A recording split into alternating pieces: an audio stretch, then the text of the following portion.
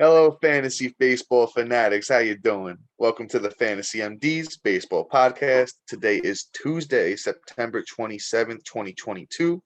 This is our 54th episode of the Fantasy MDs.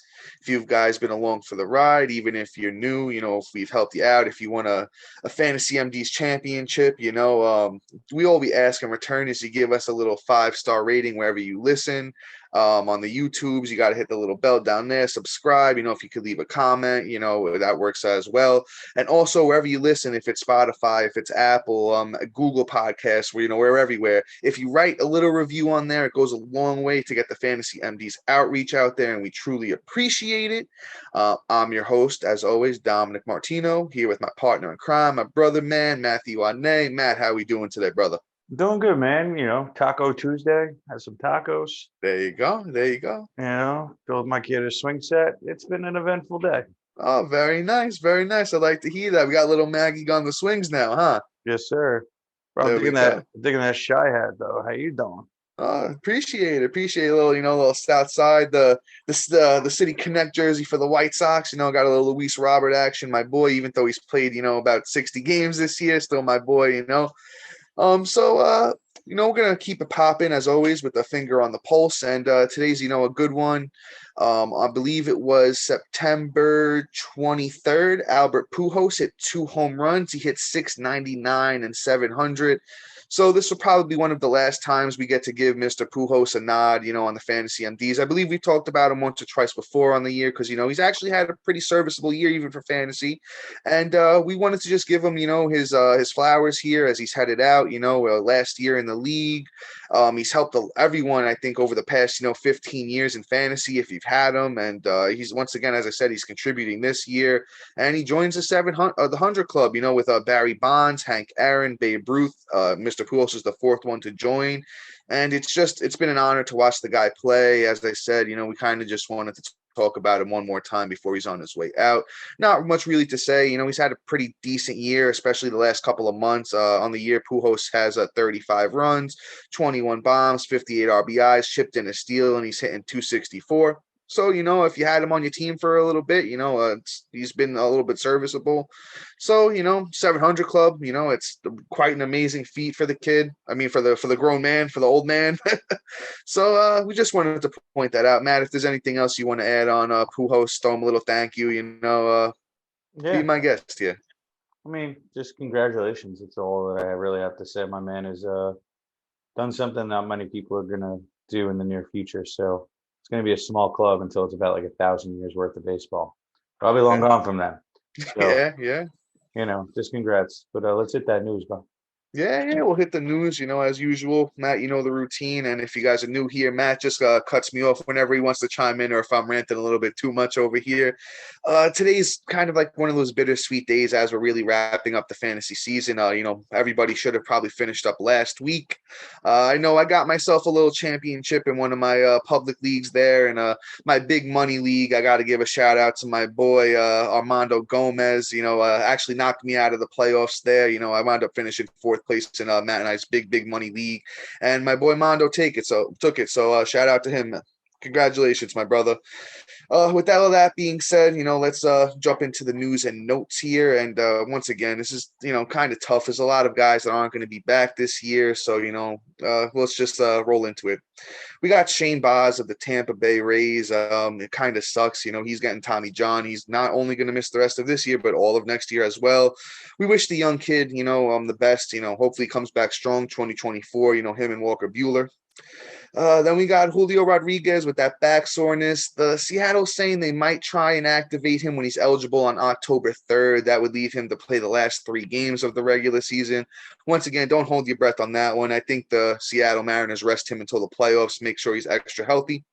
Then we got Mr. Number 2 Flanges. I think Mondesi is the king of the Flanges, but let's call him the prince of the Flanges. Byron Buxton. He underwent successful arthroscopic knee surgery. He's done for the rest of the year. Then we got Tim Anderson. He's done for the rest of the year as well with that finger issue. Another guy that's probably done for the rest of the year, Spencer Strider with that oblique. I believe the Braves came out and said they're going to rest him until the playoffs. just once again, guys, a lot of guys done for the rest of the year. So stay tuned. We got a good waiver wire segment for here. If you unfortunately have to play into this week, like myself, going for one last championship this year, hopefully I could pull it out. Wish me luck, fellas. We got Dustin May. He's headed to the 15-day IL with a back soreness. He will not start again this year. And I think the Dodgers' plan is to even pitch him out of the bullpen in the playoffs unless they truly need him to get back into that rotation. Sonny Gray to the 15-day IL with the hamstring strain. He will not play the rest of the season. Edward Cabrera will miss his next start with right ankle soreness. Mackenzie Gore in, bittersweet news here. He did get rocked, with pitched 3.2 innings. He gave up 6 runs in that time as he's working his way back from that elbow issue. The Nationals did come out and say they want to get him one start, before the season ends, and it will be against the Phillies this weekend if everything goes according to plan.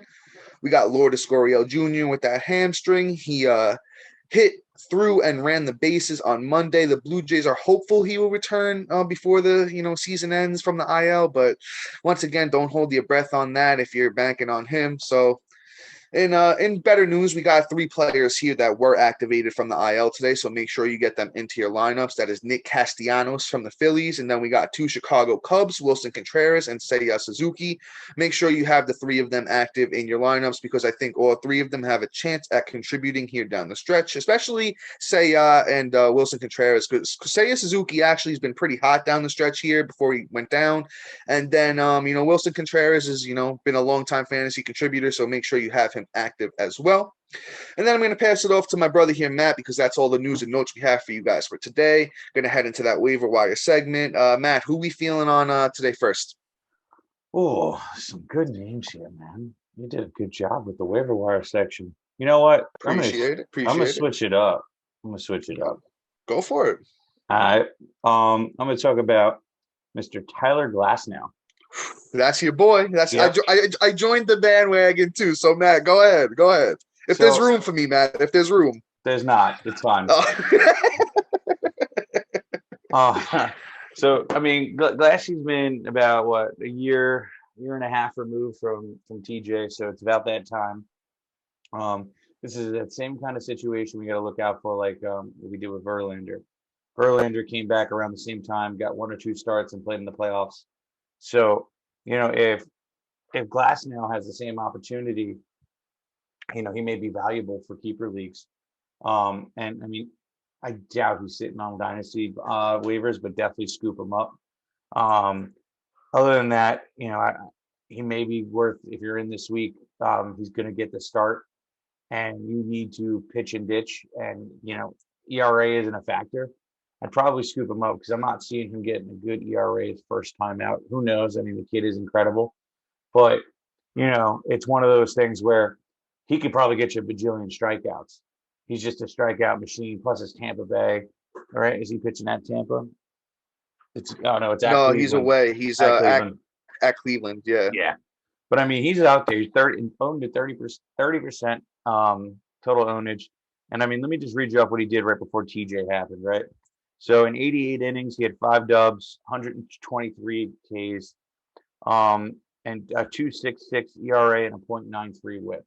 I mein, the kid has Cy Young capable, skill, and you know what, he's definitely worth an ad. And here's the other thing too: even if you don't want to keep him, because this is what I'm doing, you pick him up now and you store him just so he'll be in the draft next year, so nobody comes and picks him up and keeps him next year for you, so you can at least have a shot at drafting him. So. Yeah, Matt, I'm going to chime in with you, and I'm going to say this. I agree with pretty much everything you said there in the sense of right now, Glasnow is only owned in 30% of Yahoo leagues. That tells me that either, your league is just not paying attention at all, or, a lot of redraft leagues out there on Yahoo. But if he happens to be available in your keeper leagues, you do exactly what Matt just said. Either you stash him and you keep him away from everybody else for next year, so he's available in your draft. But also there's a chance you never know what's going to go on in the offseason. You don't know who winds up getting surgery, who winds up getting hurt. So it's always good to take a guy like Glasnow and at least have him on your team so you have the potential to keep him, or if not, as we just said, you keep him away from everybody else. And being only 30% on Yahoo, there's got to be keeper or dynasty leagues out there where everyone's forgot about him, everyone's dropped him. So, with him coming out and starting, which is, I believe, tomorrow on the 28th, so you might be hearing this the day of, you still got that opportunity to go out there and pick him up, have him on your team. Maybe he shows out. Maybe he does, I think he threw 47. Once again, Tyler Glasnow here is who we're talking about. He threw 46 pitches on his last rehab start on Friday. So I'm guessing Glasnow maybe is around the same, going out. Maybe they want to ramp him up to 60. So maybe you see about 3 innings from him against Cleveland. And they should be a strong 3 innings. He's been pretty good here so far. Let me get you his stats so far in the minor leagues on his rehab assignment, and actually look pretty good. So Glasnow has pitched only 7 innings so far in the minors, but get this, a 1.29 ERA and 14 strikeouts, no 7 innings, and a 0.71 whip. So the kid's been, right back where he left off. He's 28 years old, so, he's actually getting a little bit up there, but still, he's still got, at least a few more good years here from him that we could possibly even see him get into his early 30s and still be pretty dominant. I'm a huge Tyler Glasnow fan. Before he went down, he was absolutely dominant. I know Matt read you off his 2021 stats, but let's do this. Let's go all the way back to 2019, and we'll even include the COVID year in there, even though it really doesn't mean much to me or I think anybody else at this point. But from 2019 to 2021, so the last 3 seasons for Tyler Glasnow, it's 16 wins, 4 losses, a 2.80 ERA, 37 starts, 206 innings, 290 Ks in 206 innings, and an 0.97 whip. So he's definitely somebody that could possibly help you down the stretch, get you a little MD's championship, or if not, as Matt and I, I can't stress it enough. You want as many keepable players on your team as you can, because you never know who's going to get hurt. You never know who's going to be in a bad situation. And actually, if Glasnow, if everything goes well, he should line up the pitch against Boston on the 3rd of October, and Boston hasn't been good at all this year. I know it's in Boston, but still, I think maybe that's his breakout game as far as this year, gets him back on track against a team like that where you really just got to avoid Devers and Bogarts, and you're pretty much golden there. So I could see him building up maybe 5-6 innings in that game. Hey, he could get you 10 strikeouts. I think he's useful. Glasnow's useful for the end of this year, and then especially going into next year. But let's move on from him. I think we got enough. And I'm going to – bless you, my brother. Thank you. So let's hop in with the next guy here, and somebody that, Matt and I were high on coming into the year. I know we both drafted him in a bunch of leagues, and that's Hunter Greene, starting pitcher from the Cincinnati Reds. And he's been especially hot of lately. His last 3 starts have been absolutely dominant. On August 1st, Hunter Greene went out 6 innings, got the win, 8 strikeouts, no runs, and a 0.17 whip. That was against Miami. And then you say, oh, Dom, that's Miami. Come on, anyone can do that against Miami. All right, I hear you. And then he goes out on September 17th, Hunter Greene, 6 innings, 11 Ks, no runs, 0.67 whip. And you say, Dom, who was that against? The St. Louis Cardinals, who beat up on everybody. And then you get the next start. Hunter Greene goes up against Milwaukee, 5 innings, 8 Ks, 3.60 ERA, which is a little high. I won't argue with you on that. But then a 1 whip. And then tonight, he's already pitching 2 innings, 4 strikeouts, no runs, and a 1 whip against Pittsburgh. And then his next start is another good one. He goes up against the Cubs on October 3rd, could help you win a championship. And I think he's somebody you definitely got to have on your radar for next year, because Hunter Greene took his lumps and bumps, into this year with the 4.91 ERA and a 1.25 whip. But he showed the upside with the strikeouts with a 113 innings, 146 strikeouts. I think Hunter Greene is very young Dylan Cease, very young Blake Snell, in the sense of trying to figure it out. He throws the ball very, very hard. He's working on that location. He's learning how to suppress runs and not give up home runs. And he's been very good. I just read you off his last 3 starts. He's looking good so far tonight. And he gets, once again, the Cubs on October 3rd to finish out the season. He could help you win an MD's championship. 51% owned for Hunter Green. So you're going to want to go out there and at least give this kid a shot for the end of this year. Yeah, and I mean, he's just going to be lighting it up. I like the Pittsburgh matchup. He's gonna do big things. Really good next year value, like you said, and at 51% owned, he's at least worth a shot moving forward. But let's move on. I think you pretty much covered him. You got a little something right here, Dan. You know. Yeah, man. I don't know what it is, but these young guys, man, the young players, they get me going. As bad as that sounds. You better be careful where you say that out. Oh yeah, right. People might take you real serious there. Just saying. But I hear you. Let me move on here. So we got another one of our guys, somebody that I was high on coming into year, my favorite pitching prospect this season. And that's Mr. Grayson Rodriguez. This kid is an absolute animal. When he was supposed to get called up, when he got called up earlier, he got lit up, so we sent him back down. Got called up again, did fairly well, but then got hurt. He's finally back, playing games in the minors. He's lighting it up, and it sounds like he's going to get a cup of coffee to end the season. He's more of like a deeper league, keeper league, and see what happens. This kid has so much upside for next year. It's outrageous, and possibly for this year, depending on who his start is against. Looks like Boston, could be the Yankees. We'll see what happens there. But I mean, this is what he's been doing since he's been back. He's got a 2.63 ERA, 132 WHIP, 17 Ks.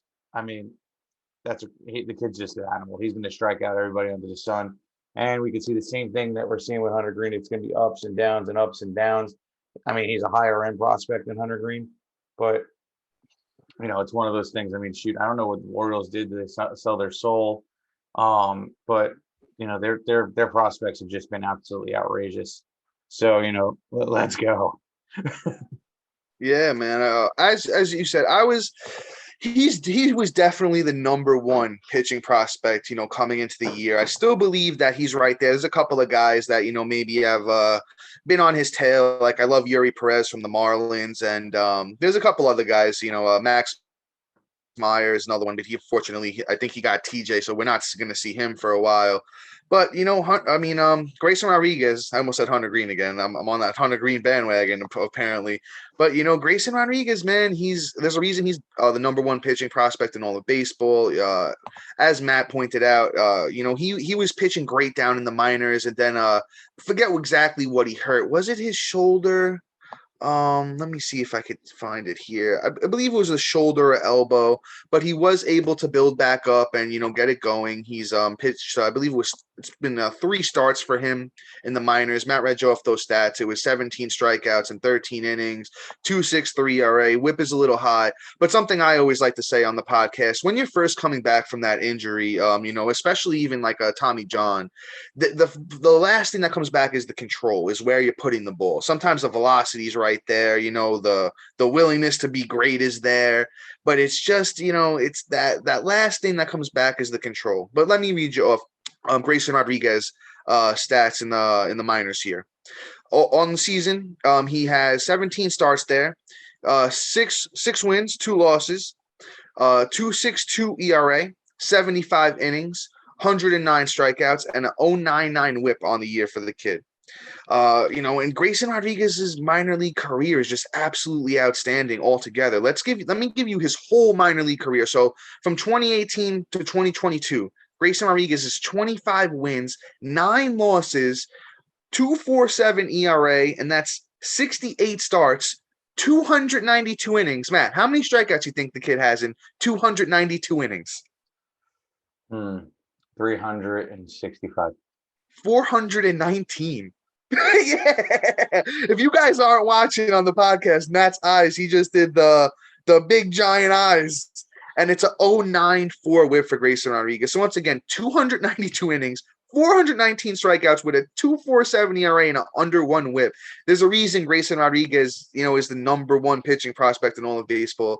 As Matt pointed out as well, he might get a cup of coffee here at the end. I think that's what the Orioles want to do, give him a little taste of the big leagues, before he comes up, to join that rotation full time next year. I'm assuming he'll get the job right out of the spring training, as long as everything goes right for the kid.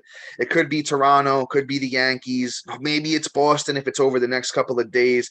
I think Grayson Rodriguez right now is more of a deeper keeper league. If you're keeping maybe like 15 guys, or in Dynasty, if he's somehow available in your league.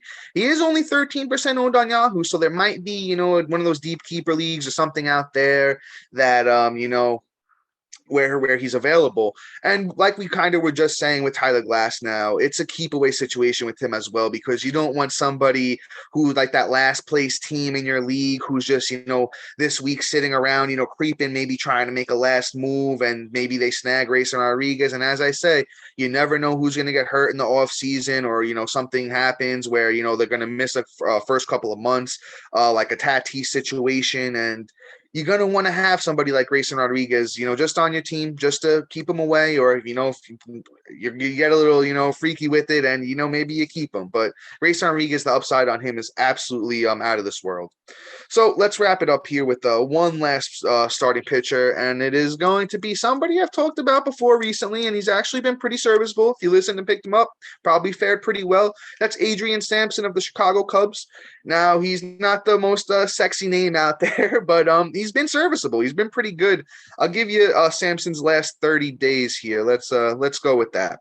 So Adrian Sampson over the last 30 days, it's 32 innings, 2 wins, 16 Ks, 1.67 ERA, and a 1.11 WHIP. So you'll take that, especially going into the playoffs. And guess who he gets in his next outing on October 1st? Cincinnati Reds. A very, very easy team. And it's not even in Cincinnati. It's in Chicago, which is a great park to pitch in. And Sampson won't get you a lot of strikeouts, but he'll give you the shot at the win against the Reds, and he'll suppress those runs. He'll give you a decent whip. Adrian Sampson is only owned in 22% of leagues, so I think he's worth the ad, and that's about all I got to say about Mr. Sampson. Yeah, I mean, Sampson is a great arm and great talent. It is the Cubs, so he's probably not going to get the dubs. When is he pitching? I think October 3rd against Cincinnati. So that's like Sunday, which is good. My only problem with him is he's not a K per 9 or even good. Like his last 2 weeks, 18 innings, 9 Ks.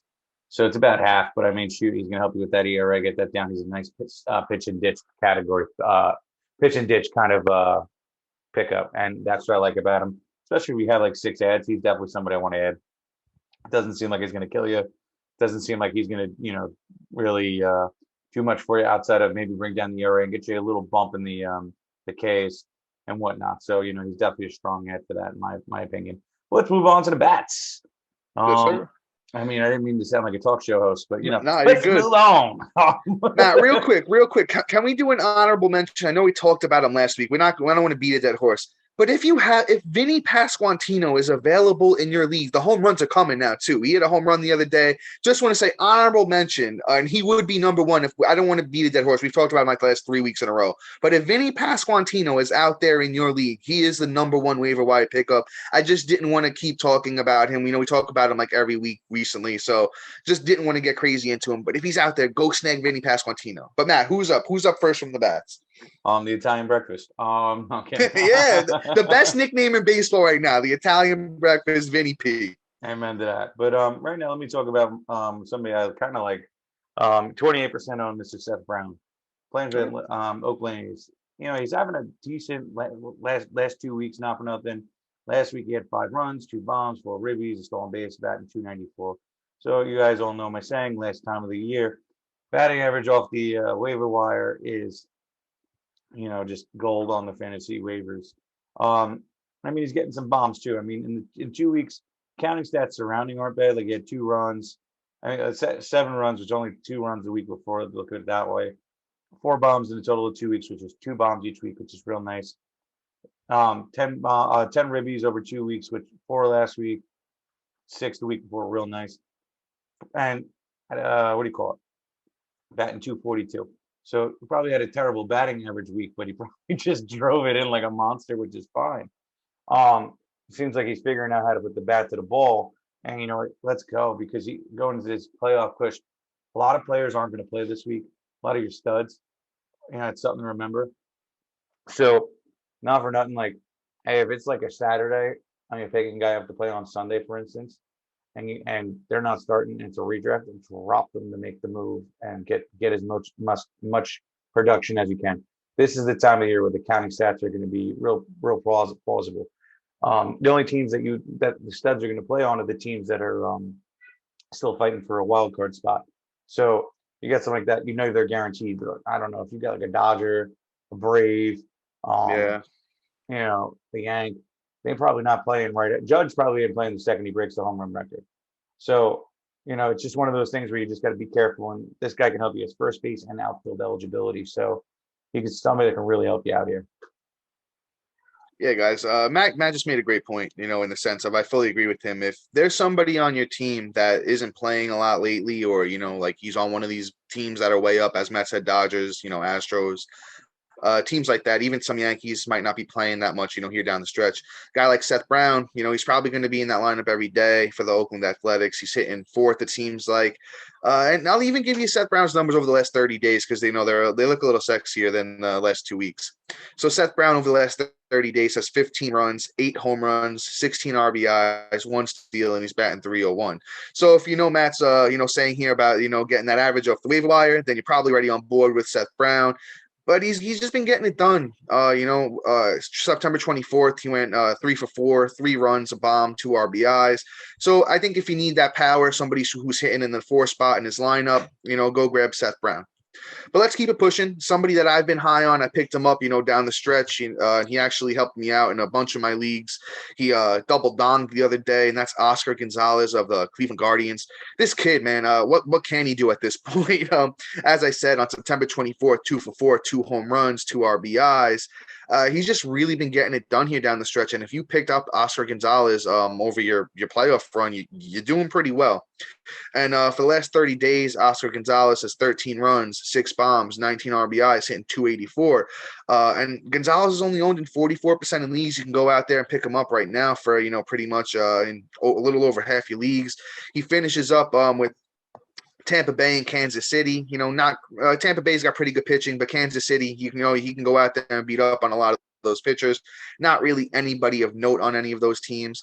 I love Oscar Gonzalez, and he's I believe he's only 24, 25. Let me just check that real quick so I'm not sounding like I don't know what I'm talking about. Yeah, 24 years old for Oscar Gonzalez. Definitely somebody you want to keep in mind for next year as well, because I think he's going to get everyday playing time going forward into next season.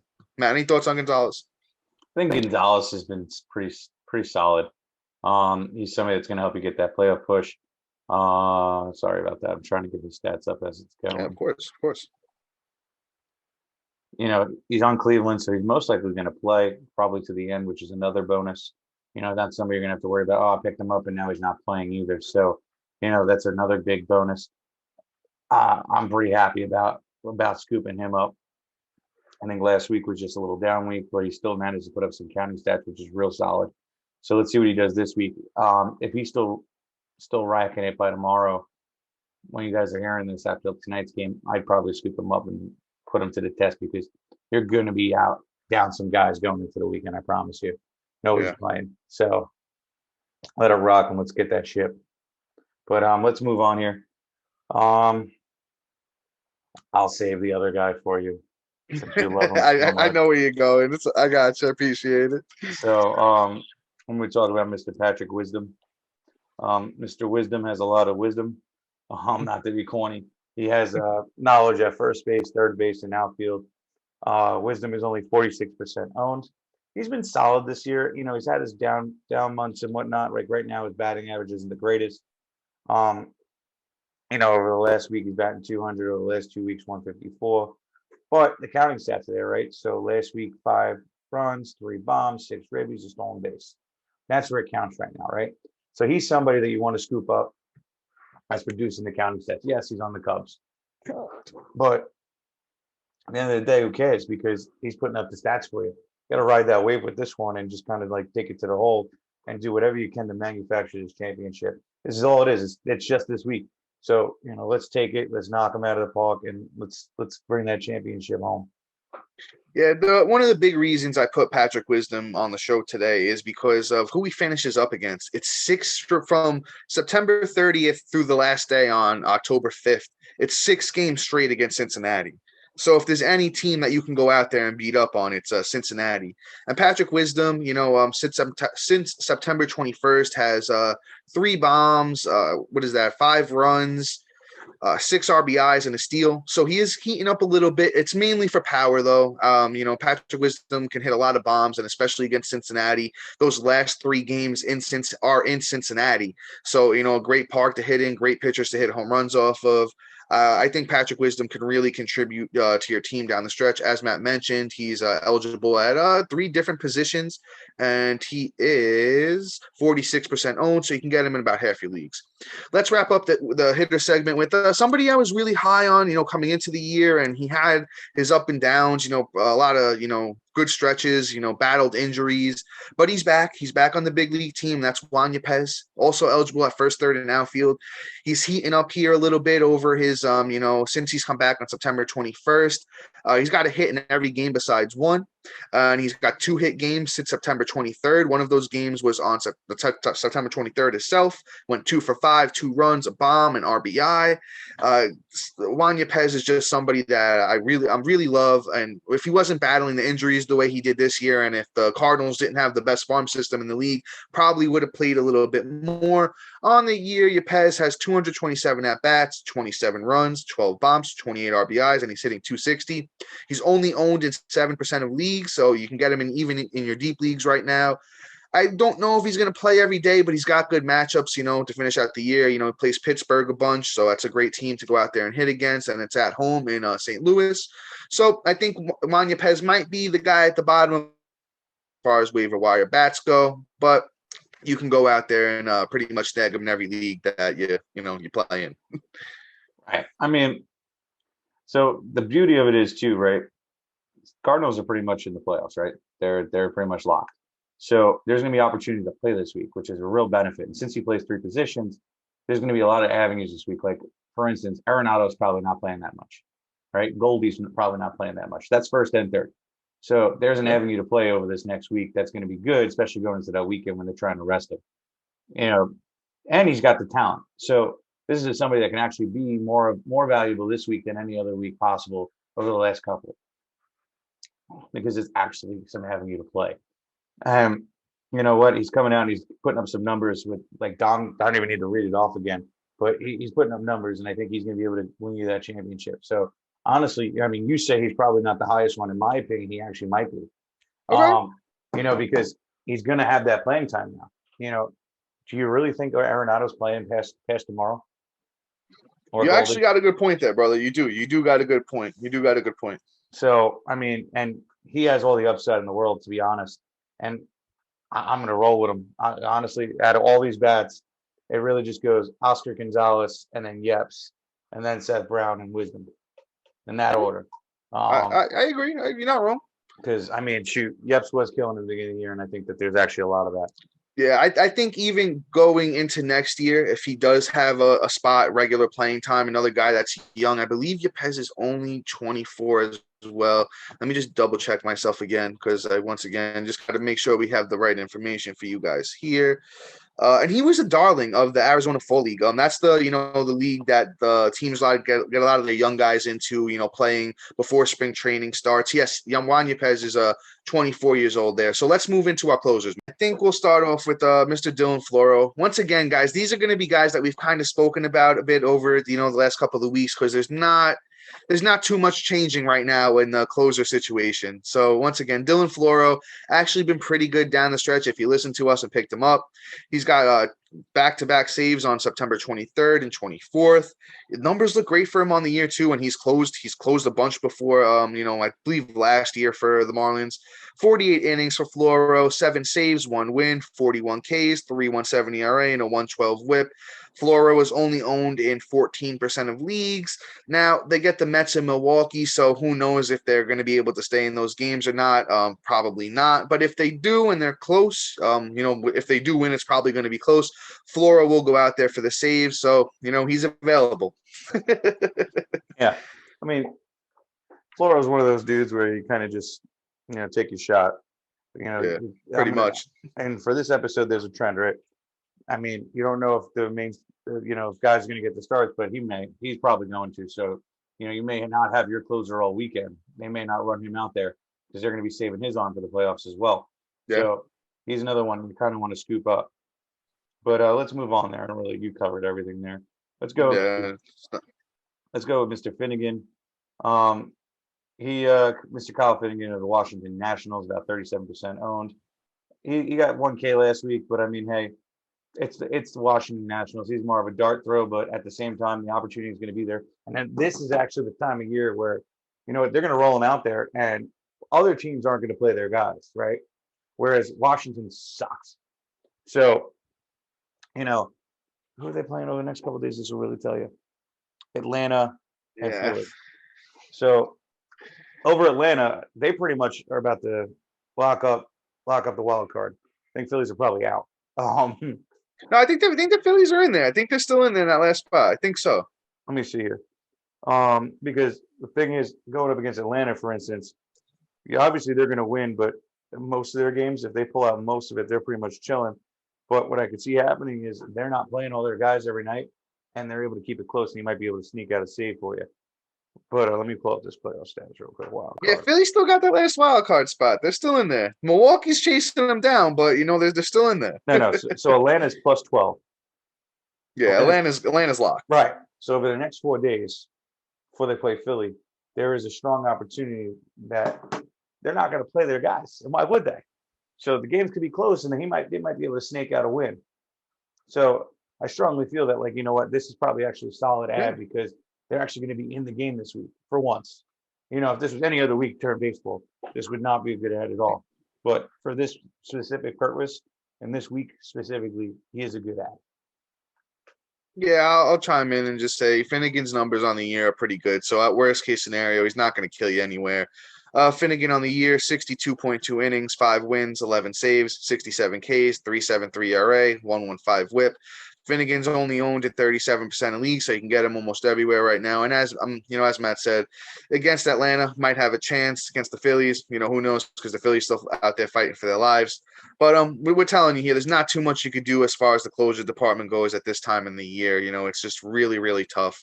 We'll wrap it up with one, last guy who's not on a great team, but he's out there getting the opportunities. That's Brandon Hughes of the Chicago Cubs. Once again, we kind of talked about all these guys, here, so I'm not going to go too crazy in depth. They get the Cincinnati Reds, as I mentioned earlier, so it's 6 straight games against Cincinnati for the Cubs. So you might be able to pull out a couple of saves for you there. Hughes on the year, once again, he's not killing you anywhere. He's 17% owned, get him pretty much everywhere. Hughes numbers on the year are 54 innings, 2 wins, 7 saves, 64 Ks, 3.15 ERA, and a 1.07 WHIP. So, if you need to finish off with a couple of saves, Hughes might get the opportunity. And the way things look, with those last few games against Cincinnati, could sneak you in a few saves. Once again, Brandon Hughes, Chicago Cubs. Yeah, Philly's known to choke this time of the year, not talking, crap on the local team. They are known to blow it, and every Philly fan will say that's why they haven't made the playoffs in the last 5 years, which is actually a bananas thing. But, where they are playing the Phillies this week, and they could shoot themselves in the foot. He might actually be able to snag a save or 2 this week. So let's see what happens. It's definitely worth an ad. Yeah, guys, and with all that being said, we're wrapping up here. This is actually our last episode of this format, so no more, no more waiver wire and all news and stuff like that. We have one last episode, for you guys. We might drop a little something in November. We probably maybe one or two in December. But when things really start ramping up, probably I'd say after the Super Bowl is when we're really going to get back into our routine of this type of show. But next Thursday we will do a wrap up show of 2022 probably fantasy MVP, Cy Young, rookie, breakout, stuff like that. And then we might throw in a short 2023 preview. But once again, I know if you listened all the way to the end last week, we'll kind of do something similar this week. We really appreciate everybody who's been a fan, who's commented, who's liked, who's reposted or done anything that's helped the Fantasy MDs. It's truly, truly an honor and a pleasure to be here doing what Matt and I love most. Well, we love some things more than this, but as far as leisure activities, this is one of Matt and I's favorite things to do, and we really, just like appreciate you guys, the fans, for helping the MDs get to where we are now. Matt, my brother, I know you want to chime in here, so talk to the fans. Yeah, I mean, I just again thank everybody, just like Dom did. It's been a great season. Hopefully next year you guys get to go through the draft process with us, our pre-draft stuff. 'Cause last year, I dropped the ball, but this time you're going to be able to find us. And if you and I know we're a hidden gem, but really tell your friends. I know you really don't like to share the information, but share us so we can keep going and keep providing you with this information. It's something big. It's something that we need to grow our following because, we can only justify it to our significant others for so long before they say you need to start, big facts.